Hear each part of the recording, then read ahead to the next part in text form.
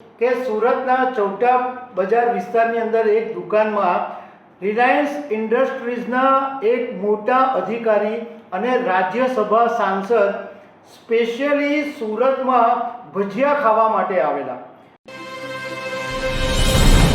નમસ્કાર દર્શક મિત્રો, ગુજરાતીમાં એક કહેવત છે કે સુરતનું જમણ અને કાશીનું મરણ. સુરતનું જમણ દુનિયાભરની અંદર ફેમસ છે. એટલે જમણ એટલે માત્ર જમવાનું નહીં, સુરતનો લોચો, સુરતની ખાંડવી, સુરતના ઢોકળા, સુરતના ભજીયા, સુરતની ઘારી, સુરતના ખાજા દુનિયાભરની અંદર ફેમસ છે. અહીંયાથી મુંબઈથી પણ અનેક વસ્તુઓ જાય છે. આજે હું આ વાત તમારી સાથે એટલા માટે કરી રહ્યો છું કે સુરતના ચૌટા બજાર વિસ્તારની અંદર એક દુકાનમાં રિલાયન્સ ઇન્ડસ્ટ્રીઝના એક મોટા અધિકારી અને રાજ્યસભા સાંસદ સ્પેશિયલી સુરતમાં ભજીયા ખાવા માટે આવેલા.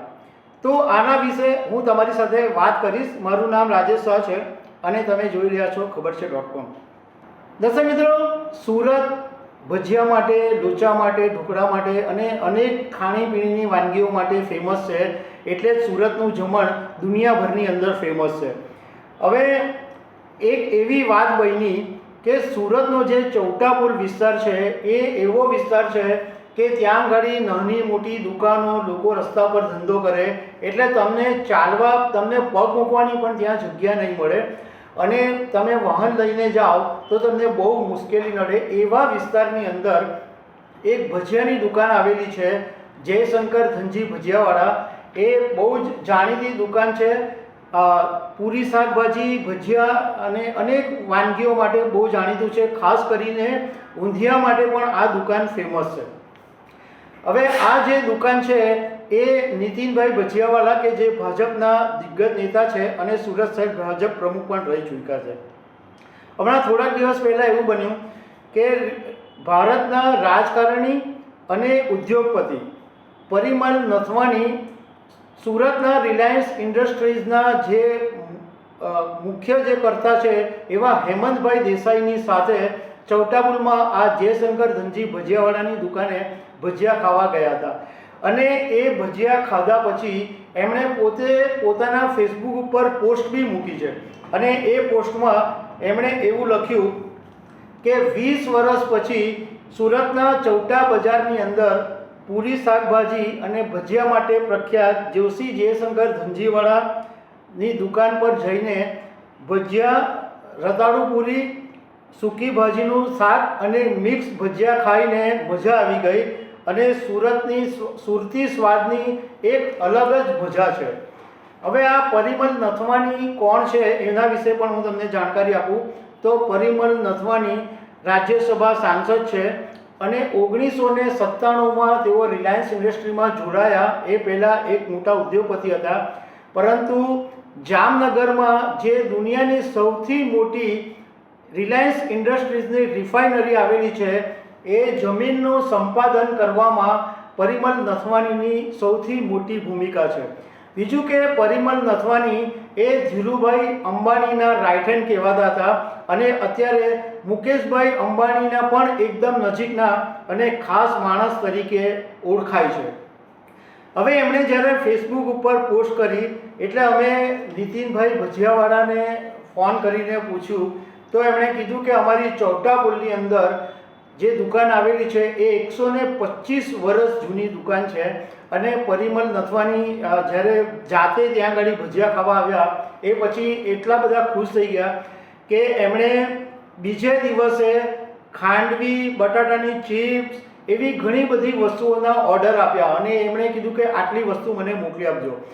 એમને ત્યાં આગળ લીલા મકાઈનો ચેવડો કે જે ઇમિડિયેટલી એટલે તાજો જ બનાવવો પડે એ પણ ખાવાનું ઈચ્છા હતી, પરંતુ એમની પાસે સમય ઓછો હતો એટલે લીલા મકાઈનો જે ચેવડો હતો એ નહીં ખાઈ શક્યા. નીતિનભાઈ ભજીયાવાળાએ કીધું કે અમારી દુકાન જે છે એને હવે 125 વર્ષ થવાના છે. તો એ જ વિસ્તારની અંદર બર્ડ હોસ્પિટલ આવેલી, સેઠ પીટી જનરલ બર્ડ હોસ્પિટલ, ત્યાંના જેટલા બી ડૉક્ટરો છે, ખાસ કરીને ડૉક્ટર એટી દેસાઈ છે કે બીજા બધા જુનિયર ડૉક્ટરો છે, એ ત્યાં જ આવીને પૂરી અને શાકભાજી ખાય. એટલે એ સિવાય બી ઘણા બધા જે બહારના લોકો છે એ શોધીને આવે કે અહીંયા આગળ ચોટાપુરમાં સુરતની દુકાનમાં ખાસ ભજીયા અને ઊંધિયું ખાવા માટે લોકો આવે. જ્યારે આ નીતિનભાઈ ભજીયાવાળાએ પણ આ પરિમળ નથવાણીની પોસ્ટને રીપોસ્ટ કરી ત્યારે સુરતના એક પત્રકારે પણ એની અંદર કોમેન્ટ કરી. કમલ રાવ અત્યારે લંડનની અંદર પત્રકાર છે.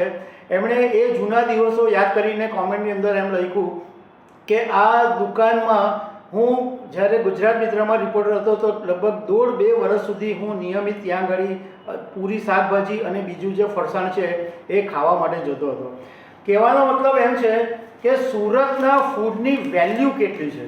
સુરતના ફૂડનું એટલું બધું એ છે કે લોકો યાદ કરીને સ્પેશિયલી ખાવા માટે આવે છે. સુરતની અંદર બટાકાની પૂરી, ટામેટાના ભજીયા, કાંદાના ભજીયા, ફાફડા, ઢોકળા, લોચા માટે તો એટલું બધું આખી દુનિયામાં ફેમસ છે. આ મહત્ત્વનું એટલા માટે છે કે સુરતનું પાણી એવું છે. સુરતના પાણીને કારણે આજે જે વાનગીઓ છે એ ટેસ્ટફુલ બને છે.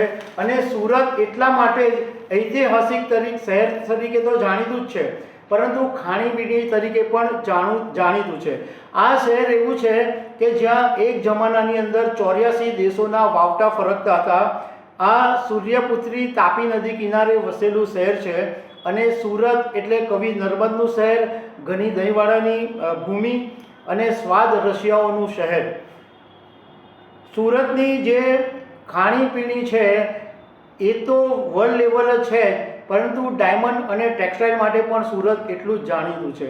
અને સુરતી હોવાનો દરેક માણસોને ગૌરવ છે. બીજું એક નવાઈની વાત એ છે કે સુરતની અંદર જે લોકો વર્ષોથી આવીને વસેલા છે એ હવે પોતે સુરતી થઈ ગયા છે.